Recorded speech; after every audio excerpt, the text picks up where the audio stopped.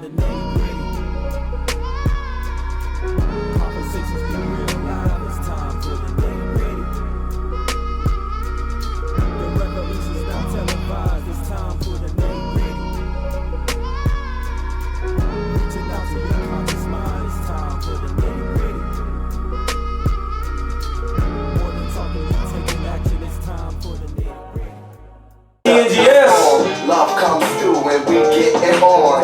Been through the PM just to see the dawn. They say it never brings it. If you want to know what I'm listening to right now, it's Common. His new album, Let Love. The song is My Fancy Free Future Love. God used rain to cleanse. And anybody that knows me, y'all know I'm a Common fan, right? So of course, anytime I get a chance to bump some Common, I'm gonna bump some Common. But I'm gonna give you a break. I'm not bumping Common twice tonight, just once. Over and over again. No more holding it. IG, we saw. Love story, we don't know it. All right, we got Facebook, got people on Facebook, that's what's up. Yeah. So then we got a nice show for y'all. I know, like the ladies, y'all might get in y'all feelings at points, but keep in mind this is to educate, not to attack. All right, we're gonna be talking about relationships, divorce, child support from a man's point of view. But of course, submit your questions, give me your thoughts, your comments, your media assassinations, whatever. Don't worry, it won't be no media assassinations. We gonna have a good time. Yeah, make sure y'all check out Common's new album. That junk is dope.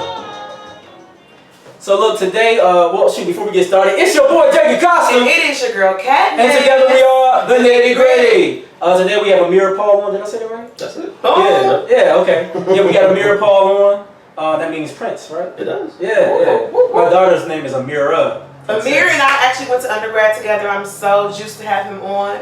I noticed a while ago that when I would post kind of like controversial topics, he would always engage, and he would always have really good, like, pointed type of point of views or whatever. And it was like, okay, I think he'd be great to bring him on the show. I also realized from your bio that we shared Jamaican heritage. So I'm like, okay, it's like one love, God bless up in here.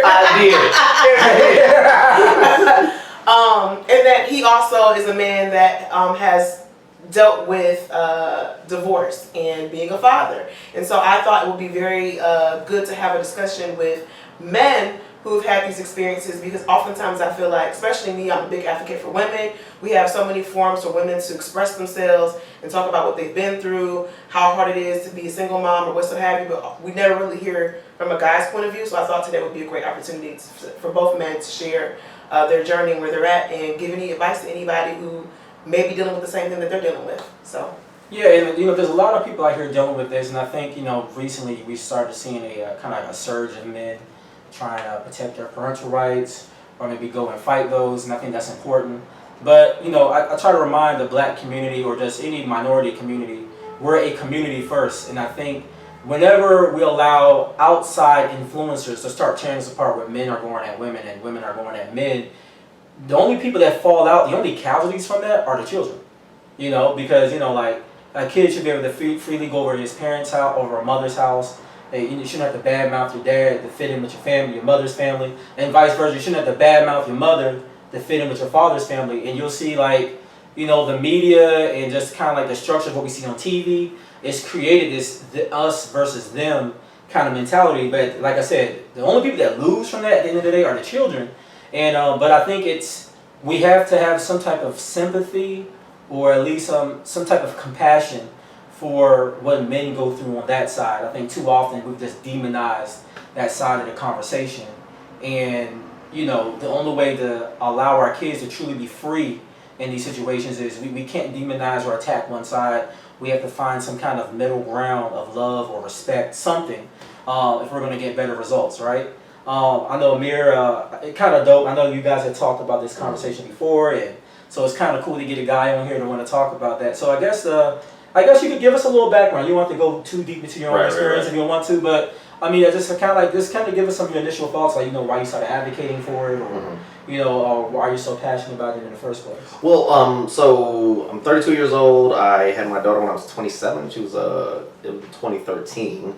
And when she was in 2015, she was 1 year old. Mm-hmm. It's like the relationship wasn't working. It was time to go. Mm-hmm. And this is for mental health. This is for emotional health. These are two very, very significantly unhappy people. And I remember what I ended up doing was I was just trying to find a way to make it. So I looked up and I saw myself in the TV one day, and I was that broken old guy sitting there just doing nothing because I was just too broken down from just trying to keep it together. So I decided it's much better to be a part-time excellent parent than just a person in the house. You're so busy trying to survive your day that you don't have the attention and the love and the joy to give your kids. Because the only thing coming out of you was misery. So I finally got moved out. And at that point, everything was fine. Everything was in agreement, and then the parent issue started coming, not because of the child. It was just we were two people who were getting divorced, and that's when the scorn came, the anger came, and of course, what came? Here comes the legal system. Here comes all these different steps and procedures, and what does that mean? A structure. No one's happy. Parents are back and forth, and it's I'm one of many who goes through it. So and one thing that I realized was, you're going through it, I'm going through it, all these men are going through it, but none of us want to talk about it because, I don't know. And then, that's a great question. But when I started to talk about it, there's these great platforms. There's all of these lawyers that advocate just for fathers. There's all these things around, and I was like thinking, gotta have the conversation in order to do it. Because it's not just me. And I had to find out the hard way. When I was 5 years old, I left when she was 1, and I'm just getting it. Let me ask both of you guys a question. What was your understanding of what marriage was supposed to be, or what you thought marriage was supposed to be? I'm just curious. Before you got married. For me, it was two people in love trying to figure it out. Culture, structure, I know all those things go into marriage, but for me it was like, I love you, you love me, let's figure it out. Let's make it work. Right. We're keeping 100, we're honest people, we love each other, what else do you need? And there was a lot of pitfalls in that, because I'm trying to save my money, you're trying to spend it. I'm trying to do this, you're trying to do that. So the things that happen, right? So love is so great, until reality kicks in and the bills are due. So interesting. And I think a lot of that kind of falls back on like what you see growing up as a child. So for me, my perception of what marriage is going to be was based off Mamie and Herman, right? Because that's the example I had in front of me. Those are my parents, right? So I'm looking at what they're doing, what they did. And I seen two people that weren't perfect by any means, but I know they genuinely loved each other. I know they were committed. They may not have always been committed to the exact same ideas at the same time. Like at one point, my mom was saved, my dad wasn't. She had started going to church when we were like maybe 8 or 9. Dad didn't start going to church until like we were just about I was coming out of college. My brothers were about to start or something like that. So you're talking about later on in life. But despite that, they still work through it all. So you kind of get this idea, if that's your example, like, okay, marriage doesn't have to be honeymoons and play dates and all this stuff every day. Sometimes it can be struggle, but it's worthwhile when you stay together, because now they get to post 33 years of marriage. Like people are like, "Ooh, I want to love like that." It's like, yeah, but do you want to go through the growing pains of two people with just two separate personalities? Right. And it's not like they had like those major issues, somebody getting beat or infidelity or nothing crazy, but it's just still two personalities. Like two people dealing with each other is hard, right? So I have this idea of like, yeah, it may not always be perfect. There might be some things to work through, but I'm feeling like, stay together is all gonna work out. But not everybody comes from the same thing, and that's not a diss towards anyone, but that's kind of like people come from different households. Those parents that raise those individuals have their own hang-ups and problems. Sometimes they may not intentionally pass on hurt, but they do. And then in turn, hurt people. So it's like, I'm dealing with this, but instead of maybe giving it to God if you're a Christian or whatever faith, or going to seek therapy or whatever, it becomes a us versus them kind of situation. And then you have two people fighting for their own separate survival, not working together. And let me ask you guys this. So you guys both are on parenting plans, correct? Of Yeah. some sort. Do you think that having the law involved in your relationship and telling you when you see your child and when you don't see your child is helpful to minimize any kind of confusion, or do you feel that it actually causes more stress and strain on a co-habilitating, co-parenting type of situation, I guess you could say? Right.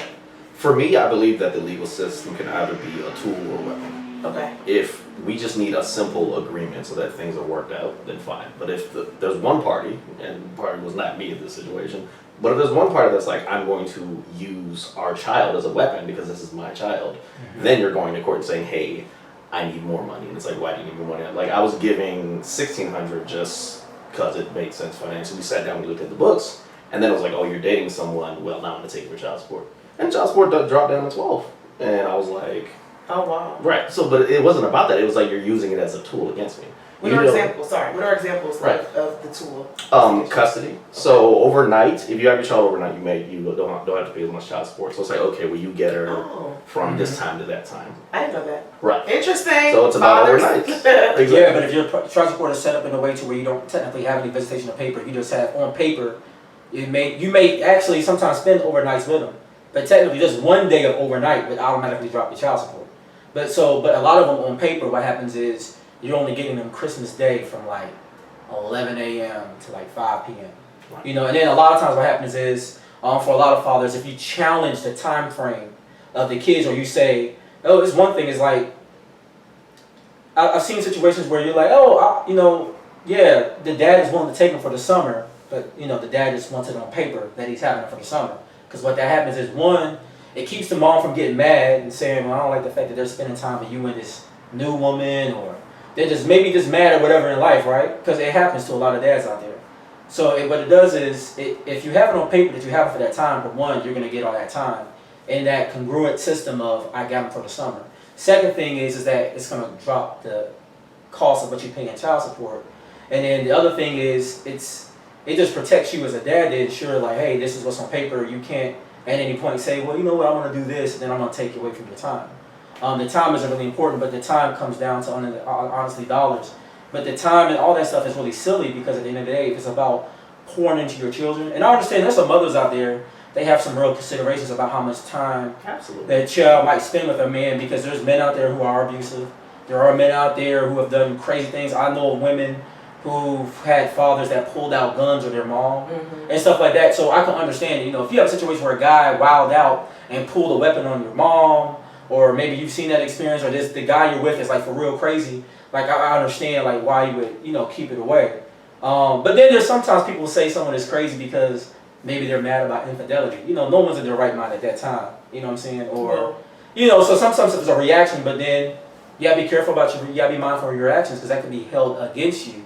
I got Marvin just joined over here on Facebook. He said, what's the agenda? Today we're having a tough conversation. We're talking about the men point of view of relationships, divorce, and child support. So, we're getting down to the nitty gritty today on some serious issues. I do have a question for the both of you. So now that you guys are on the other end of commitment, you used to be married, now you guys are both divorced. What have you learned? Well, let me ask you this. Do you guys want to get married again? I would. You would? Because I sincerely believe you have one life to live. You might as well mess it up. Like, go make mistakes. Go do this. Yeah, my marriage was such impactful, and it broke me down, and but I got a great little baby out of it. And my baby girl is everything. So it's like, why not? But be smart. Be smart. I was 24 when I got married. That's what I was going to ask. So what exactly what did you learn? I guess my thing is, if you were to get married again, what type of character traits or things are you looking for in a woman? I'm sure that what you're looking for now is going to be very different than what you were looking for then. I'm just curious. The big thing is, there's a seesaw. I call it the seesaw between love and logic. The more logical you are, the less lovely you're going to be. The more loving you're going to be, the less logical you are, because you're willing to make more I like that. I like that too. Right. So you got to remember, there's love, and then there's marriage. Love is just the great inside love. Marriage is, you got legalities, you got prenups, you got agreements. You have a business of two people coming together. If you're going to take the time, go down that route, tell the government, hey, financially we're the same person. My money is her money, my property is her property, my success and failures are hers as well, and vice versa. Really look at that from a business standpoint. Because people can be in love forever. Like, marriage is a concept that was created and based on whatever. So take love and take marriage, because I can tell you that there was a woman, I absolutely loved her. She was great. And we both looked at each other. We looked at it from a logical standpoint, and it was like, our love is through the roof, but it's not going to work. You want to travel the world, have fun. I'm trying to invest in, those kind of things. Yeah. And it's great. We're still great friends. Everything's cool. Maybe a little salty, but it's smart, and we're both happier for it. So. Yeah, so some comments, and actually I'm happy because we have some men, and these are some married men. So happy to see their comments. So we have Marvin that said marriage is a business. Then we have Chris McKinney. He said, and we love the McKinneys, are always on the show. Yeah. Disagree. He disagrees with that. I'm assuming he's disagreeing with marriage being a business. Okay. Marvin said, it's not that same anymore from back in the day. I agree. Chris said, that's unhealthy. It is to share with people who are considering marriage. So I would chime in here because I've been there, and I honestly see both sides, right? Mm-hmm. I know I've come across men who are bitter, and it's nice to meet a man who's not bitter. Because most time, if you're bitter as a woman or a man, and a lot of what I'm about to say doesn't just apply to men, it also applies to women as well, okay? Mm-hmm. When you're bitter, you'll go through a relationship and be like, signs of bitterness will be, I'll never get married again because of this. Mm-hmm. Another sign of bitterness is pointing the finger at the other person the whole time, mm-hmm. right? You have to look at, let's say, like even in a situation like cheating, right? Everybody always says, oh, he cheated on me, that Negro wrong. Sisters will say it in a minute. That Negro wrong, girl, he did me wrong. Right? Men get cheated on too. Oh, yeah, man, she cheated on me, bro, she cheated on me. But then it's like, well, what environment did you create that someone would cheat? You gotta ask yourself that question. Now, sometimes people are just dog dirty. They just can't, keep it to themselves, right? They just gotta share their body with the world. All right, that's one situation. But honestly, and what psychiatrists have found out, in 65% of cheating or infidelity, the person doesn't cheat for just physical desire. A lot of times it's an emotional thing where a void wasn't being filled within the relationship. Right. It could be a dream that they had that the spouse didn't believe in. Sometimes it could just be some type of emotional support or a love language that's not being filled. For a lot of men, sex is a byproduct of your love cup being filled. Mm-hmm. Like, men, typically we're physical creatures. But what a lot of women don't realize is that a lot of men need their love cup filled in the sense of like, sometimes it might be words of affirmation. You want your wife to tell you, I think you look good. Mm-hmm. You're not gonna hear guys typically say that, right? Because you sound like a punk out here in the streets. But no, I'm just being honest. You saw you said love cup. I said love. Yeah. No, but we're not gonna go around saying, "Fill my love cup, fill my love cup." No man is saying that in the streets. Baby. Yeah, fill my love cup. But according to Gary Chapman, the 5 love languages, right. Everybody does have a love cup, and some men, when you hear about these guys, it's like, I want my wife to cook me a meal. Their love language is probably acts of service, mm-hmm. where they want to feel like, oh, you value me by bringing me my plate, cooking me a meal. Some men need to be told, I'm loved. Mm-hmm. These are the same guys that cover your ears for all the immature ones. During sex, they need to hear some type of a response. Those are probably people who have words of affirmation. Like, they have to hear that a thing is a thing. Like, to truly believe it, to feel satisfied. And what happens as a woman when you're like, I don't do that. Mm-hmm. That just ain't me. Mm-hmm. Somebody at his job is, though. Mm. I eat these work husbands and these work wives. Am I lying? Am I lying? So you got comments coming out the yin. Yeah. Because it's true. So my homeboy Marvin, he was like, he's been married for 20 years. Oh wow, Black men don't cheat. Yes. Right? Yeah. My parents have been married for 40 years. 40 years. And they have never dated anybody. My mom first moved from Jamaica to Ohio. My dad met her at a party and said, she'll be my wife and the rest is history. And I like what Chris is saying here. He said, if you believe in marriage as a religious institution, then the prenup, etc., shouldn't be a consideration, right? Chris, if possible, can you kind of elaborate on what you believe a religious institution looks like for someone who may not know exactly what you're referencing? Of course, Juan and I know because we're Christians, but for somebody else who may not subscribe to Christianity, what do you mean by a religious institution? If you can kind of... And Facebook is hopping. Like, Facebook always hopping on relationships, y'all. Okay, so I know, it's like that. So Marvin said, I do believe that what you don't do, another person will. Yes, they will, honey. Lana McKinney, so this is the other half of McKinney. She's on. She said, once you're married, you got to give up the work husband and wife. Facts. What about best friends? What about best friends? Do you need to give up your best guy friend or your best girlfriend? I don't think so. Honestly, I believe, and people don't believe me and all that, but my thing is, cheating is not about temptation. Mm-hmm. Temptation means that you want something.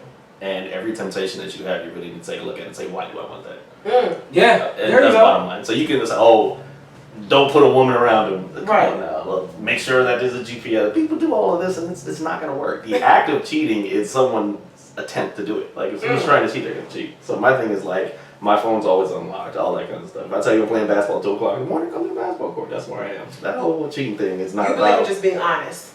Well, here's my thing. You're going to go to bed, you're going to eat this person's food, and you're going to go to sleep around this person again, and you're lying to them? was like, I can't.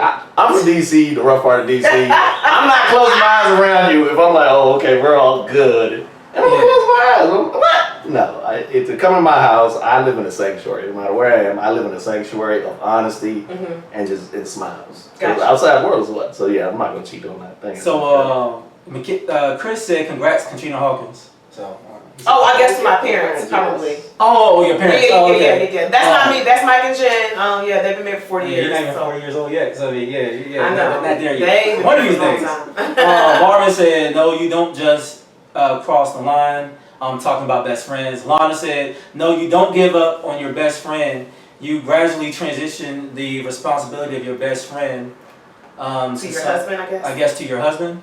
Oh yeah, to your spouse, right? Okay. So, and I can see that. That's asking a lot, though. Well, but no, because I have a best friend, Gary, and he's not one. He's been on before, and Gary and Juan are different, and they provide different things for me. Meaning,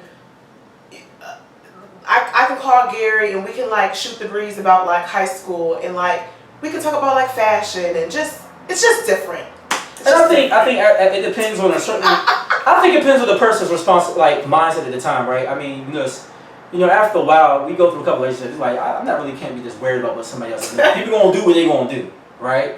Second part is it's like people know. Someone else mentioned even on the Facebook earlier, like there's a certain line you don't cross, and I think you're gonna have your friends. I think. It's a dangerous place to be in if you have a spouse that want to move you away from your friends. Now, it's a one thing if the relationship is not right, but then why would you even get married to that person? Like if there's things that make you uncomfortable about maybe one of the relationships that he or she has, then that should be maybe an indicator for you not to pursue any further down that relationship. That's the issue. Sorry, let's stop right here. So, with that being said, were there any red flags before you guys said I do? Were there any signs, any situations? Any situations that occurred before you said I do? I'm just curious. Well, from her, yes, but I think the biggest thing I should have paid attention to was myself. Like, I'm from DC. I'm from DC. I was in foster care from 10 till I was 21. Like, all of that, so there's parental problems, mommy problems, grandma problems, daddy problems, all these things. And it wasn't like ruining my life. I went to OVU, had a great time at OVU, like regular life. But then I'm going back into this family structure, and I think I know what I'm doing. In your 20s, you know everything and nothing at the same time. Exactly. But that was my thing. My thing was like, I love her, we're going to make it happen. And I made it happen. And then all of a sudden, it's like, oh, I'm going to move you out of the neighborhood you want to be in. And I'm like, you're going to move me? And it's like, oh, I don't like you dressing like that. I'm like, you're going to dress? So all these things that are natural, even something as silly as, oh, I want to hang the TV. I'm like, this is an apartment where we hang a TV. She's like, I've hung TVs my whole life. I was like, well, I fixed holes my whole life. Like, it's not going to work.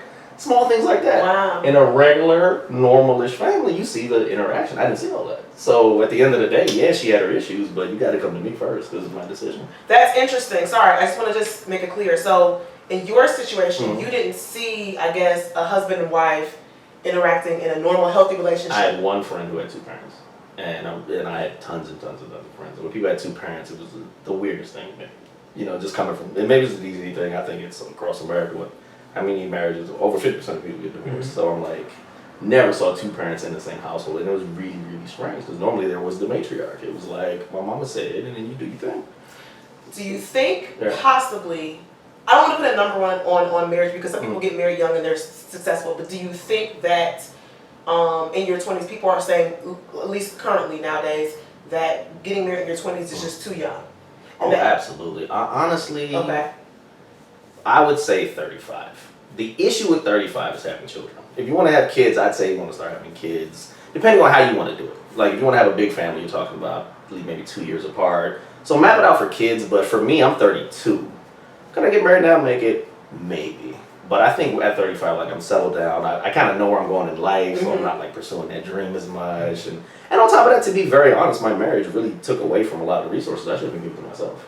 Wow. I should have been going to school. I should have been staying out, going to networking events. I should have been dating other people and understanding who I was as a person. But instead, I decided and locked myself in to be the man I was for the rest of my life at, 24 years old? Yeah, and I'm going to answer that question. Before I do, Marvin from Facebook, he said, Christopher, but being miserable sucks. Sometimes it just doesn't work.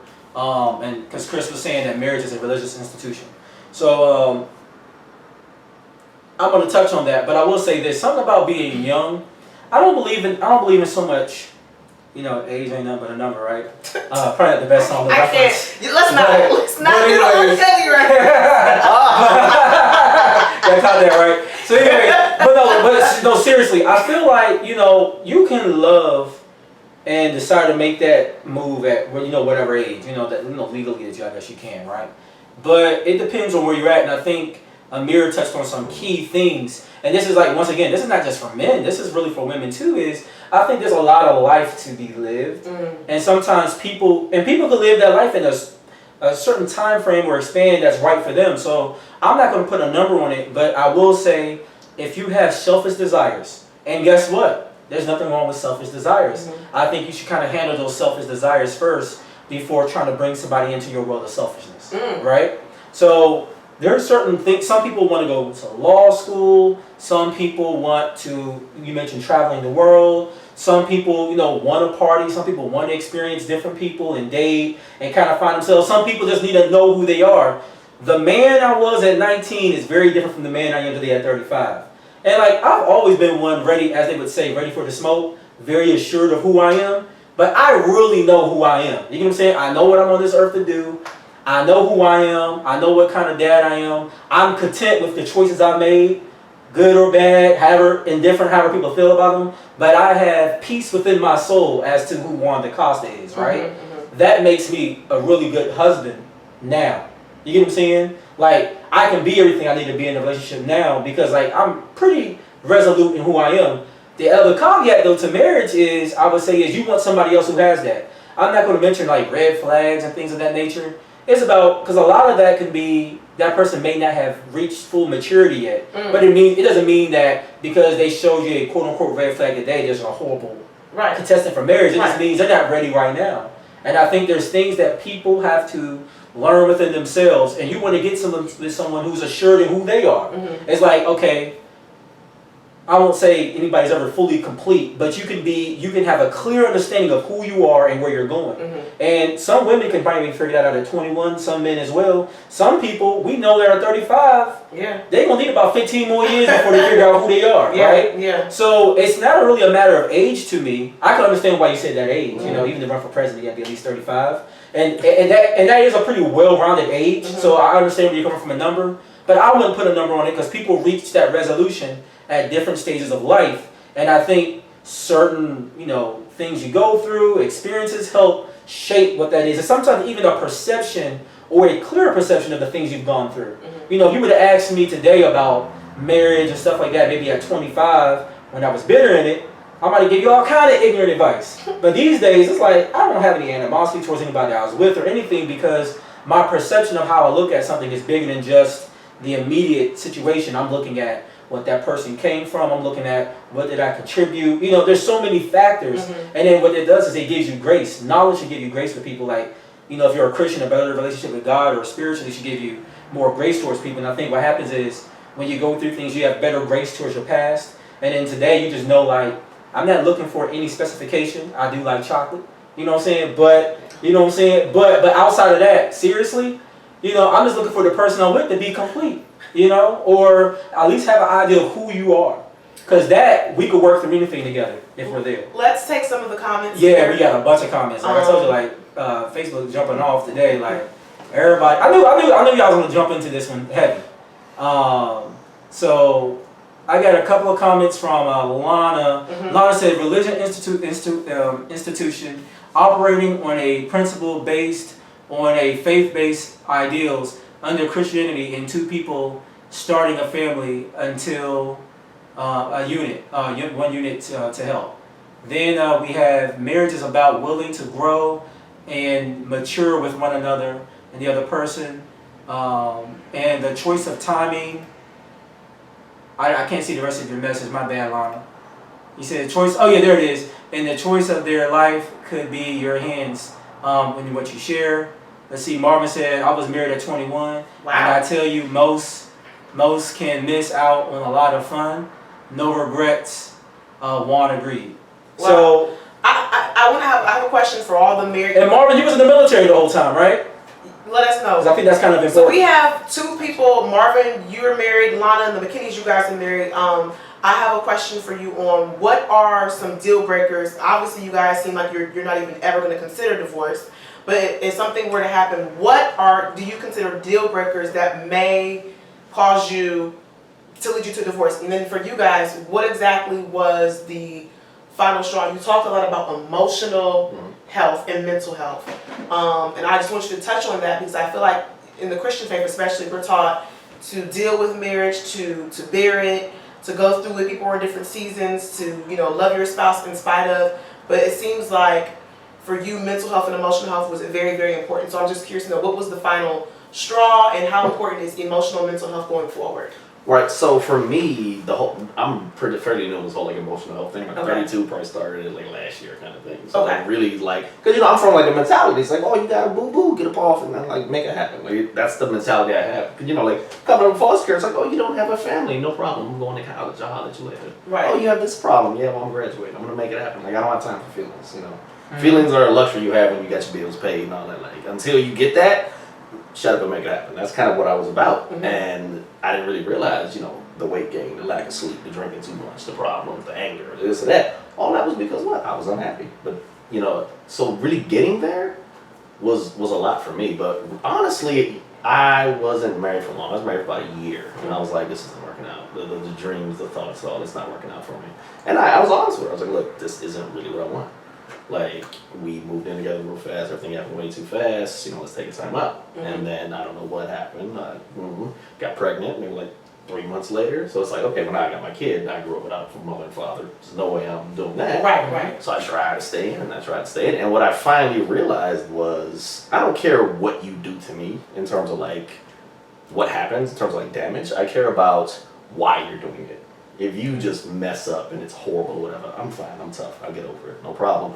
But if you're coming at me because you got daddy issues, or you coming at me because you feel inadequate, it's not on me. And I started to realize it's like you're making me pay for the sins of your father. You're mad at me, and no matter what I do, it's enough. It's never enough. It's never enough. So at the end of the day, I'm not me. I'm your husband. It's not my happiness. It's you. It's you because you have these core issues. And a lot of us have that. A lot of like who comes up, we not the Huxtables. Right. Everybody Cast and crew aside. Yeah. You see what I'm saying? So that was my big thing. My big thing was it wasn't about me. You want to bleed me dry because you're mad at your dad. And that was the thing. Yeah, and I want to make sure we still talk about child support. All right. Conversation. What is the comment? Sorry. I got it from Marvin, straight out of Louisiana. Alright, Marvin said, let me tell you, I don't know how I'm still married. I wasn't a saint being deployed. I think he said bitterness. Now live to be grown and better husband and father. And you know what? I think people don't, allow growth in a marriage too. I think people see the first sign of difficulty. And I think these days, people don't have a legit reason to get divorced. I think they just see one bump in the road and then they stop. So I'm happy that Marvin brought that out because him and his wife decided to work that out. They're still married 20 years. Amazing. Deal breaker is toxicity. I like that, Lana. She said, and you pretty much say the same thing. We agree marriage is a choice. When we wake up and no longer want to make the choice to try, that's when it's over. And then Marvin said, my wife has been the glue to the family. I'm never leaving her.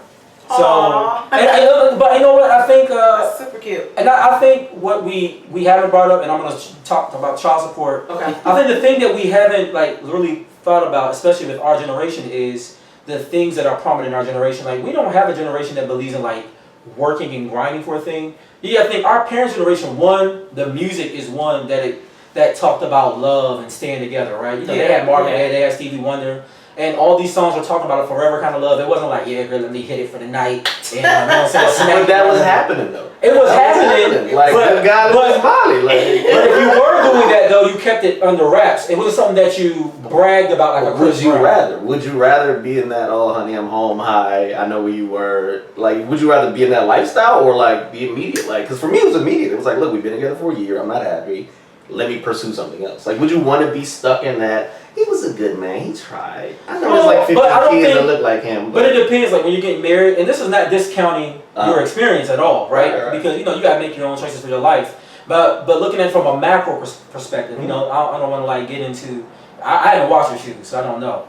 But I would say from a macro perspective of what we see like on social media, what we see portrayed in music, it's a very different mindset being preached and advocated to the world. It's like the first sign of unhappiness for a lot of people, they're leaving. But the thing is, when you look at a lot of these marriages, it's not that people necessarily left bad people. They left people that needed just a little more work. You get what I'm saying? And like with some work or with some trial and error, some of these relationships will still be together. But it's just like maybe people quit too soon. And that doesn't reflect just in marriages. You gotta look at how we look at jobs. People see the first sign of difficulty with a boss or something, the first thing they're trying to do is quit. This must not be God's desire for me. This ain't the job for me. That's a sign, girl. That's a sign. Everything is a sign these days for people to quit or give up. But there's no sign to stay or work through it. No one fights through, and nothing in life is going to be given to you unless you're willing to put in the work. Me personally, I sleep good at night knowing I've been divorced because I know I ain't the one that initiated it. So it's kind of like, I always feel good in knowing like, hey, look, at least I tried. I may not have been the best man in the world, but I tried. You know what I'm saying? But you can't force nobody to be with you either. So I feel like, you know, if there's a deal breaker out there, and I think I alluded to what Lana said, is, you know, once you decide you want to be with that person, for me, you can't force a woman to stay. If you're a woman, if a man is, you know, wanting to leave, you can't force that man to stay. I mean, at that point, I think that's when it fails. But I think no matter what's been done, and once again, I'll go back to science and psychology, they've proven that no matter what has happened in a relationship, no issue is beyond 7 years of staying together. They said that like a body, how it regenerates different parts of 7 years. Look at that number, man. Look at that number. Well, I understand grinding and making it happen, but you just sat there and you grinded and making it happen. 7 years is a long time. We're talking toxicity. We're talking more. And I feel like that's why marriage. I feel like marriage is just not for everybody. I think maybe some people jump into it too hard. I think there's a lot more challenges now with social media for marriage because of that. Okay, so I think one, marriage is not for everybody, and I think that our society pressures people that you need to be monogamous. Number two, I think that, like you said, because of social media, people are getting married for the wrong reasons. People are getting married because they feel good and because the person looks good. And the person looks good on their arm. No one's ever really getting married to say, I love this person's mind, I really want to build with this person. And then the third point I want to make is that the reason why marriages last from a different generation is because those people understood sacrifice. For example, you know, a lot of girls are saying, I don't have to bring my man's food, I'm not going to bring him a plate, and yada, yada, yada. I'm not ironing his shirt. But then when you talk to like a grandmother who didn't have the privilege to work or even, you know, be black and seen in certain places, she would say, well, the reason why I made your dad's food or your grandfather's food, even if he was speaking to me disrespectful, is because I knew for a fact that when he went out in the workplace, he was getting disrespected, and that this is the only domain in which I felt I can make him feel like a man because they were treating him less than. So I think that because of the oppressive nature of society back in those days, it kind of forced men and women to lean on one another for a comfort zone. And so it kind of caused marriages to be, I guess, elongated. But on the flip side, there are women who now speak out and say, you know, I was beat and I didn't leave. Or I was emotionally abused and I didn't leave. Or a man who would say, she took me, you know, for all my money and had a baby on me, and I paid for it and I didn't leave. And I think that we're more educated about our rights and choices, especially as a women, because we can work now. So it's not like we're at home making the babies and all that. So I think marriages looks different. I just think people need to understand the serious nature of marriage is not for pomp and circumstance. It's not to show and flash a big ring. It's not to have this bomb wedding to post on Instagram. This is a legit business decision in which you are trying to build a legacy, so that way your kids can benefit from them and they can know about you, and you have, you know, a generational legacy. We have too many generational curses being passed down from marriage to marriage, household to household, and we're not really cutting things at the root. So I think that's what the problem is. I think marriages can last, but you have to do the serious work on yourself and with that other individual. You need to know where you're at. If you know that you're the kind of person that's all over the place, you have issues with commitment, whether it be to a job or relationship, you probably shouldn't get married. And you have to be honest about that with yourself and the other person. But honestly, people don't like to be lonely. So they say, I'll get married. Well, and you said honesty. you have to know how to be honest. Like, I didn't know I had all these problems. I just got married. Was like, oh hey, look, and Mary got problems for foster care. And I think it's great so, that you found that that reasoning now. I mean, it'll help you going forward. You know what I'm saying? So What are the comments? Are? yeah. So Marvin's trying to clown me. He said, "Why you need better glasses?" It's the glare from the light, Marvin. It ain't me. It's not the glasses. And plus this font. The font is small though. This is Times New Roman 8. I wish I could make it. The font is really tiny. It really is small. He said, but Marvin said, "I'm like Chucky. You're my friend to the end." I feel you on that. Like, yeah, he's basically saying let's make it work. Chris also, he said we don't live in a culture that's supported or a supporter of perseverance or family, and that's true. Everybody's like, go find your immediate happiness, go do your own thing. I feel you. Chris said the statement they out. I'm sorry. Marvin said a true statement to Chris they out. Then Chris he said therefore you don't do what it takes to make it work. That's true. I believe that. Chris also said and you don't value the relationship. And I think he's like, and then generational curses are real. Lana said, Kat, I agree. I would say, hold up. I would say to address that, right? That's true. General curses are real. People don't want to work towards it. And I think it's just we have like a very microwave process to things. A lot of people like want to see like instant gratification. And marriage is not an instant gratification type of commitment. It's ideally a lifelong commitment till one of you die. I think there's a lot of stuff we say upon getting married that we're not really down for. We say for better or for worse. But when worse comes, people are like, it can just get bad. And it's like, I'm gone. We say for richer or for poor. The second you can't pay that electric bill on time, people be like, you are not God's chosen for me. You are not keeping me sculpted in Louis and Gucci. I'm out of here. People also say for sick or for health, and then like mental health, military guys that are not right. You know what I'm saying? Right. That's for sick, or for better health, right? When you start looking at people that go through accidents and all that, these are things that compound on things you committed to. Now I'm not telling anybody, how you should run your marriage, but I'm just saying, but if those were part of your vows, right? Do you really mean it? Or like you talked about earlier, Kat, is it for the pomp and circumstance of getting married? I think a lot of people are just kind of relive being prom king and queen for a day. It's like, it's about me for the first time, my sorors or my frat or, the brothers in this organization or whatever like that, the people at the church, I'm going to be the belle of the ball. For once, they're going to look at me. You have to look at me because it's my wedding. And I think people are planning for a day. Yep. They spend literally a year, 6 months, whatever, planning for a day, but never considering eternity or for the rest of their life. For the marriage. And I think that's why we get these situations. And then you have to deal with the child support and everything on the back end. It goes back to honesty though, because when I got married, I knew, better or worse, I don't care what, because you know these things. So it's like, there's a lot of training involved before you get married. Like honestly, if you want to get married, you should really go through a large, lengthy process of understanding, like they do in some of the churches. Understanding, training, that brings me to a question. Right. So if you get the certificate, it's like a permit, right? A marriage. What is it called? A marriage certificate. You don't really have to do anything to get one. Okay. Well, the question is, in order for you to get a gun license, you have to do training. In order for you to get a driver's license, you have to do a training.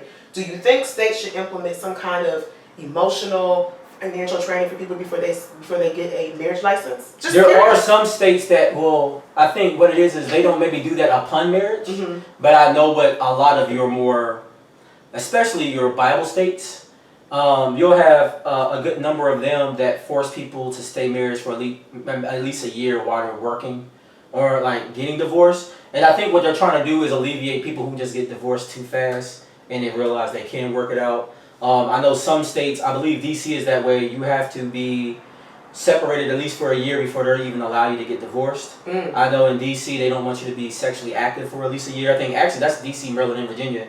They don't want you being they want you to be able to testify. Yeah, that's with each other. With each other. Yeah. Because it's like, if y'all still messing around, I mean, that's when you start getting like some of these violent situations because you get like these men or women, both could be crazy these days, right? You guys are still messing around with each other, but on paper you're saying you're not together, but you're still dealing with each other. Yeah. And it's messy. It's messy for the kids too. I think some of the messier child support and divorce issues I hear about when you're talking about dividing property, a lot of times are based in a relationship that has been rightfully, divided, if that's where you're going, unfortunately.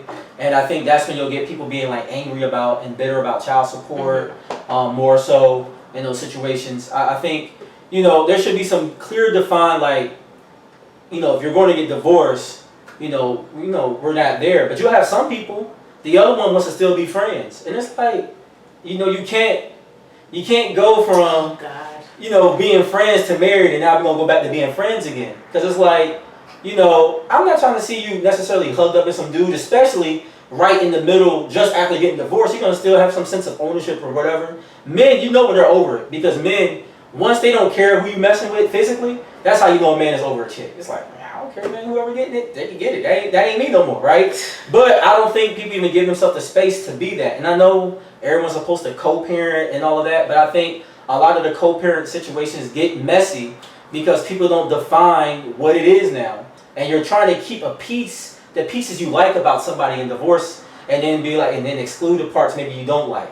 You know, like we treat everything like an app. It's like, oh, I want this piece, you know, or a Burger King order. It's like, oh, hold the lettuce, hold the tomato. All right, so hold the fact that he's broke, hold the fact that this, but he was a great conversationalist. I still like to go out and hang out with him. It's like, you don't get to have it your way. This is, you know, relationships are not Burger King, believe it or not, folks. So I think that's a part of it. And I think when people can't reconcile that, when we talked about this earlier, or alluded to earlier, women, more so I think you see in men, they start making, you know, the kids a weapon to the relationship. And that brings us back, so I want to talk, because I know we're running out of time here, I want to talk about the importance of fatherhood.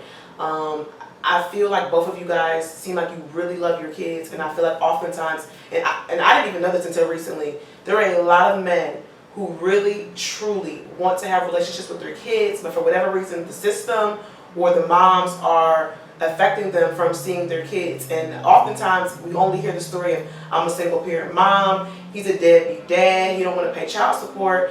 And me coming from a two-parent household, as a kid, kids just want time with their father or their mom. They don't care about, you know, did dad pay, help with the light bill, like, and maybe that is important, but they just want time. So I guess my question is, why would someone want to prevent time with another parent who's going to be equally important to the development of their children? And so I guess I want to talk to you guys about fatherhood, and that have you ever had a situation where you weren't able to see your kid, and how did you deal with that? How did that make you feel emotionally?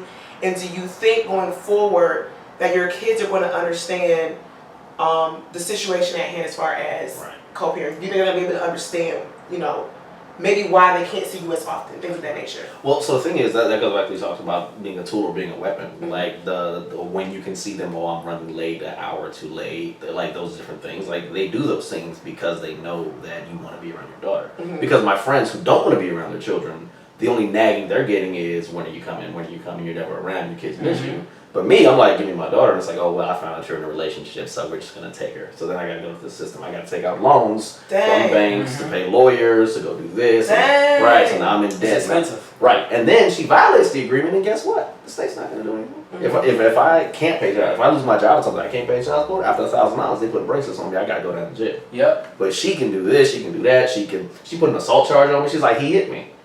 Police came, I went to court, was like, here's solid evidence that she lied. Solid evidence. She said we were here, she followed me in the car, got out the car, I walked away, she called the police. I had all this evidence, the courts were like, okay, well, Mr. Paul, you're free to go.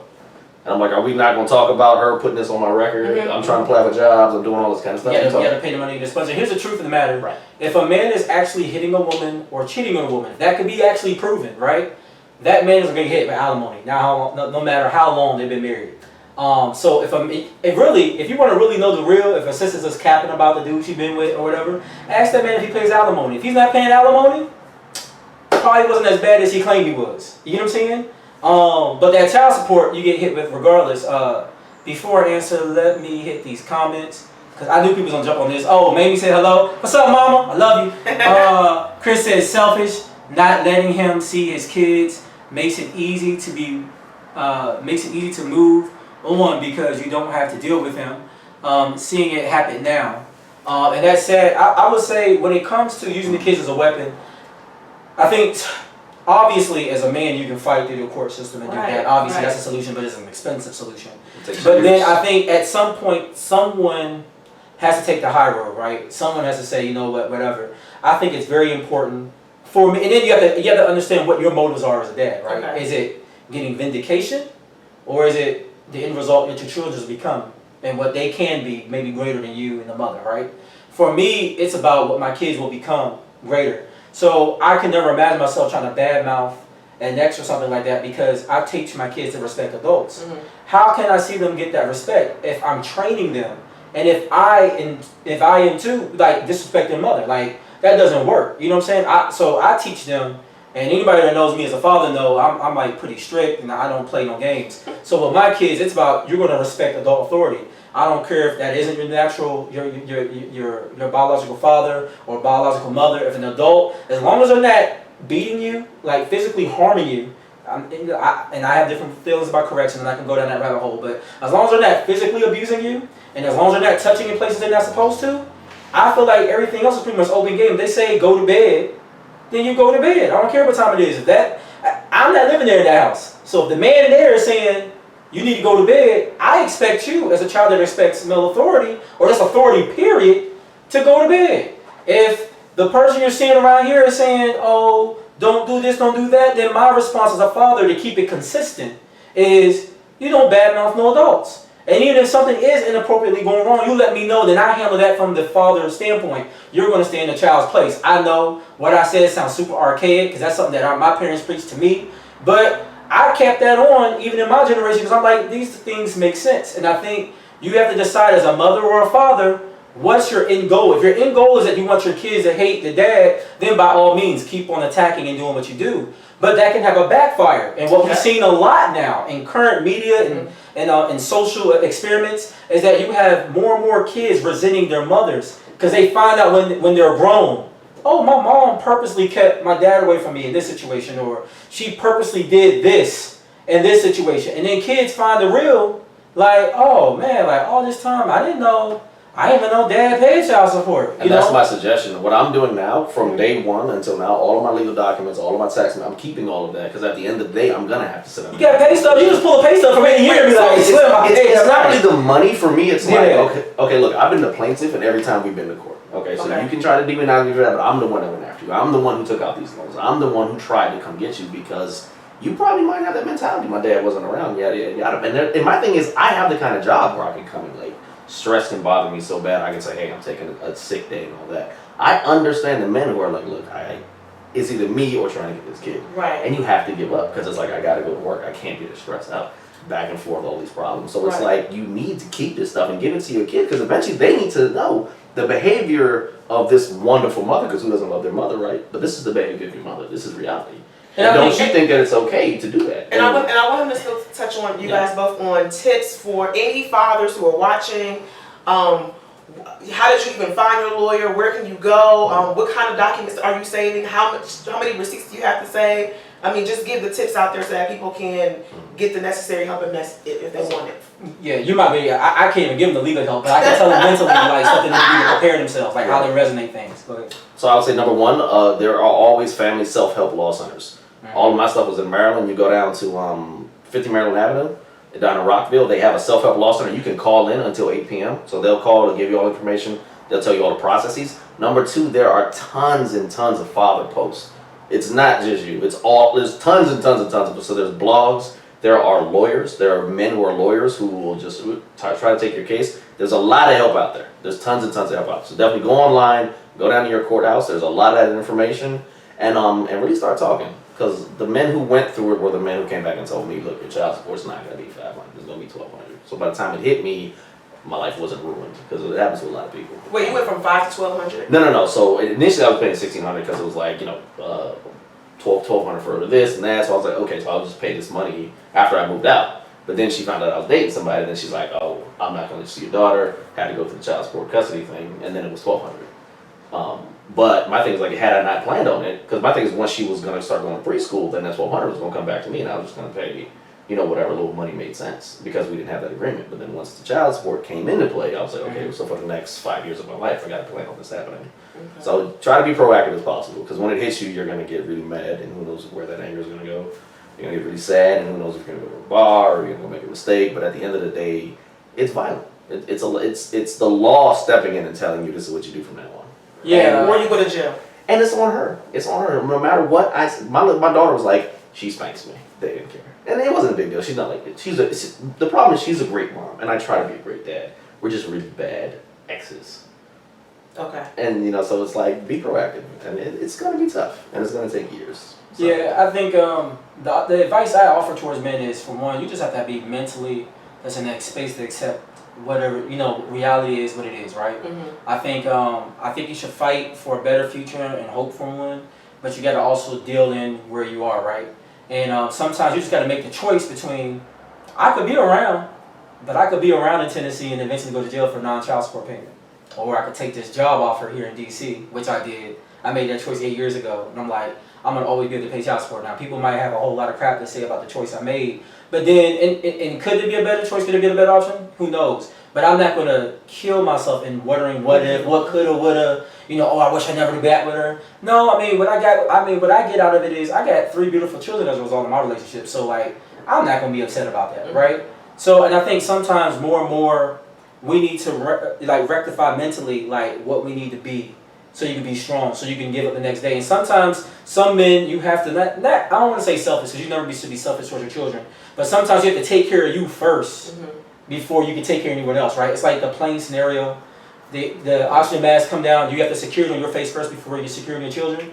If you homeless because you're trying to pay child support or whatever, sometimes you may not be able to get your kids no gifts for Christmas. You might have to be like, look, all I got money for is this child support, and try to figure out a roof over my head and go from there. And one thing I know about kids that are not raised around their dad, because I was raised by my dad, who was actually my stepdad. He's been there since I was younger. But even with that, and he was a great man, you still have a curiosity to who this other man was, right? And then, so, I ended up, developing a relationship with my biological father. You know what I'm saying? And you learn whatever truths are true about that individual for yourself. And you don't need a mom to, one thing I value about my mom is she never, had an agenda in that area. It's kind of like, you grow older, you learn for yourself. You know what I'm saying? And then you learn certain things for yourself, you have an understanding of whatever that is. And the thing is, for all those fathers out there, if you're doing the right things, if you really feel like you're a solid guy, you just got to play your position, do what you can with what you got. And sometimes you may not win the battle within, 1 to 18, but guess what? Your children, or just the next generation that you're bringing up, they have a whole life outside of 18. And, if you're a straight up guy, or at least you're trying to think down the line, you're going to put things in place that's going to allow for a beautiful relationship after the fact. To the moms out there that are more concerned about the money and everything, that's a Pyrrhic victory. It's very short-lived. Because, for 18 years you might get over getting the child support, claiming less money than what you make and all of that. But I feel sorry for those moms that out there that do that, because you're losing time equity. You could be out there living your best life, going after things now. If it's so hard to raise those children sometimes, if you got a dad that's really willing to take them on, then go through the legal process and split that time up. See what for real happens. Call out his bluff if that's all you think it is. But don't lose the time equity, because, there's some of them out there, they like nice things, and you're not going to be able to afford those on paper if you're spending your whole life working under that. You get what I'm saying? So, don't lose your time equity, ladies, trying to get a man's child support, because that's not worth it. And the reason why I say that is because 69% of custodial parents, their number one income or income stream is the child support. You should never want to be in a position where you're relying on someone else to take care of you at any time. That's just not a good thing. It's not, when you're thinking about the interests of your children, you don't want to be in a position where you're a burden now to your children, because you literally lived off of them living under you. And now it's kind of like you might put them under undue pressure to take care of you. I've seen that situation before where mothers live off of their daughters' child support as well. Yeah. Okay. No, one thing I want to say, let's take child support off the line for a second, because I understand the money's coming out of your pockets. I get that. Let's talk about everything surrounding the child support. Let's talk about trying to control the child. Let's talk about all these emotional problems. Let's talk about you not getting over the fact that you got divorced or separated. Wow. So the money aside, because the thing is, I pay a lot in child support, but I know exactly it goes to my daughter. Right. So my thing is like, whatever. But aside, it's like, why have you not moved on? It's been 5 years. Why is my daughter acting this way when clearly she wants to be with her dad and vice versa? There's so many different things around how we use the system, and at the end of the day, you're creating this emotional issue of your child's soul. So honestly, growing up, I remember me and my friends, 16, 17, we would go to the mall. And I literally be like, nah, I could talk to a girl for a little while and realize whether or not she had a male figure in her life or not. And really, you could? I literally have said to my boys, I'm not going to talk to her. She got father. I'm going to talk to her. Come talk to her. And it's her behavior and also that, because at the end of the day, the attention you don't get from your mother and father, the streets are going to give to you. And the streets always want something. So if you're never around men, maybe your promiscuity levels are going to be higher. It was for me, like, I never had like a female relationship kind of growing up. So my relationship with women turned into promiscuity. So I'm just running the streets. And when I thought I knew love, the first thing I did was make that mistake. And I know a lot of women do it too. So at the end of the day, money aside, problems aside, legal problems, like all that aside, smaller apartment, all these, me aside, my daughter's gonna be fine. Right. Because she knows her daddy's there. She doesn't need no man to be around. You're never gonna be clean. You're never gonna be destructive. And that's because two parents matter. Bottom line. So Two parents matter. bottom line. I like that. To end, we have a few more comments I want to read before we. No, we got it. We read it. Oh, okay. Yeah. So two parents matter. So I just want to make the caveat before we close out on the show that this was not in any way, shape, or form to bash women. It was just to create a platform for men to talk about their experiences, what they're dealing with, and to give advice to other men who are going through a divorce or who have been divorced. And we'll have another conversation with women and we'll give them the platform to talk about what they're dealing with, because it's always extreme ends of the spectrum. Right? I know people who really want the father to be involved. They don't even have the guy on child support, and those jokers don't even come around. So isn't it funny how the women who want a man to spend more time with their children, like those are the women that typically put the men on child support? Yep. I was just talking to a coworker about this. It's like she just want the man to spend some time, and he don't spend a dime. And the women that put the men on child support are typically the ones with the dads who actually. And the reason why they could put him on child support is because he has a structure to pull support from. Right? You get what I'm saying? Let that resonate in the head real quick, right? So and shout out to all the single mothers. I know many as growing up. They're doing an amazing job. And please don't. We love you. We know what you're going through. I am in awe every time I see a single mom raise great kids, because all my people growing up had single mothers. So please know we love single moms.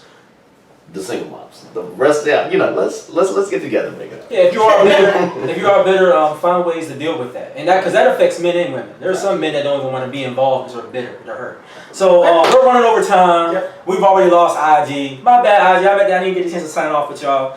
Before we go, I have my girl Snoh Aalegra. She's dope. She was born in Sweden. She has 2 Iranian parents, does neo soul music. She's like really dope. So I'm gonna play some of her music before we sign out. It's your boy Jay DeCosta. It is your girl Katniss. And together we are the Nitty Gritty. Thank you, Amir Paul, for joining. Yes, thank you. Dope. We're gonna have you back again. Like you're in the area too. Absolutely. We have our whole TNGS family. Yep. You know what I'm saying? Like I got a feeling you're gonna become really quickly part of the family. I had a great time. Yeah. And y'all check out Snoh Aalegra. This is her Those Feelings Again, and the song is I Want You Around. Super dope record, super dope album. Y'all know I like soul, so check that out. Yeah, it was no having you on, man. Yeah, great time. Like, look, great time. Somebody's talking. Yeah, you know, like OU was here, but then you DC, so you can rock with the both of us for real. Like, you know what I'm saying? That's what's up. I thought you was a band from like Ohio, so I was like, oh.